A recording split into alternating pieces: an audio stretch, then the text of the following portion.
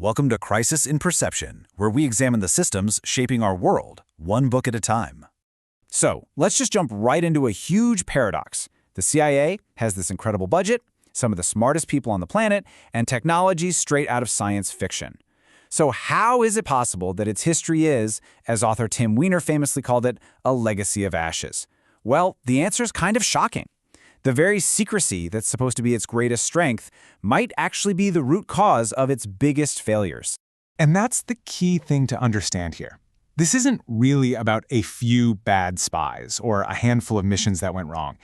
It's about the entire system. The sources we're looking at today argue that the CIA was basically built with a fatal flaw from day one. A system that has always cared more about secret action than it does about real knowledge. And this gets us to the absolute core of the conflict, the tension that has been pulling the agency apart since the very beginning. It's this constant battle between two totally different goals: doing stuff versus knowing stuff. See, on one side, you've got covert action. You know, the sexy stuff, toppling governments, arming rebels, fighting shadow wars. It's everything you see in the movies. But on the other side, you have intelligence analysis. That's the slow, painstaking, and frankly, difficult work of trying to actually understand what's going on in the world. So take a guess which side usually won that fight for resources and attention. Yeah, this bias for action was baked into the agency's DNA right from the top. Alan Dulles, who was one of the most powerful and formative directors in CIA history, he completely embodied this mindset. He loved the thrill of a secret operation, but as Weiner points out, he had a real disdain for the details of analysis. And that attitude, it basically set the priorities for the entire institution for decades to come. But this obsession with action is just one piece of a much larger puzzle. You could almost think of it as a machine built for failure. And this machine is made up of 4 key parts that are all connected and all deeply flawed. First up, you have what authors Victor Marchetti and John D. Marks brilliantly called the cult of intelligence. This is the fundamental belief that if something is secret, if it's in a classified folder, it must be more important and more valuable than knowledge that's out in the open. The mystique of secrecy itself starts to distort everyone's judgment about what's actually true.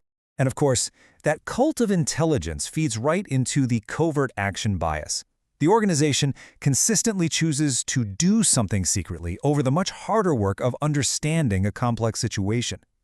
The results? They can be absolutely catastrophic. I mean, get this. During an operation in Manchuria, the CIA dropped 212 agents behind enemy lines. Of those, 101 were killed and the other 111 were captured. A 100% failure, born from that impulse to act before you think.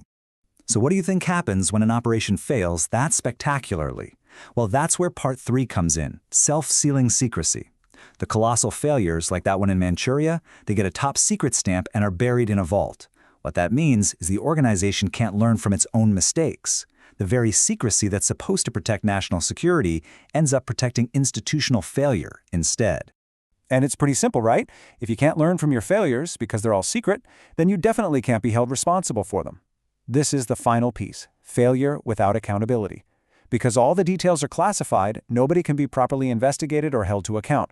And if there are no consequences for failure, there is zero incentive for the system to ever change.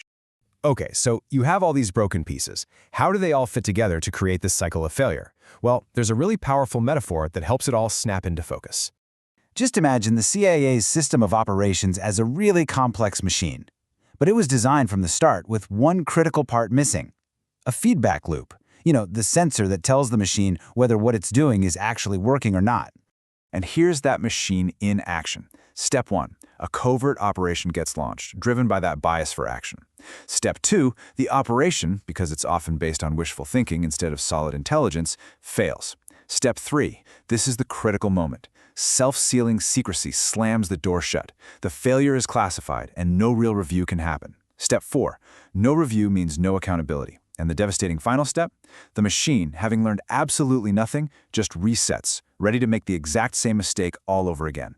That wire that's supposed to provide feedback, it's been cut. So when you look at it this way, as a broken system, it really forces you to zoom out and start asking some much bigger and honestly much more uncomfortable questions about what the true cost of all this secrecy really is.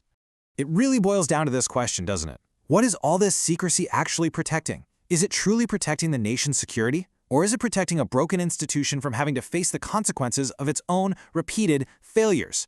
And once you start seeing intelligence as a system, the whole conversation changes. We stop looking for a few bad apples, and we start questioning the design of the barrel itself. It really forces us to think way more critically about power, about what real oversight looks like, and about the quiet, corrosive effect that this kind of unchecked secrecy can have on a democracy.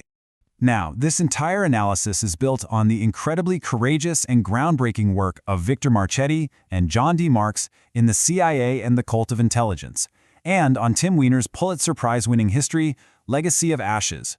We can't recommend them enough. You should absolutely read these books or go borrow them from your local library. For the full long-form deep dive into this topic and its ideas, follow the link in the description. If you enjoy systems-level analysis like this, please subscribe and comment with books or topics you'd like us to explore next.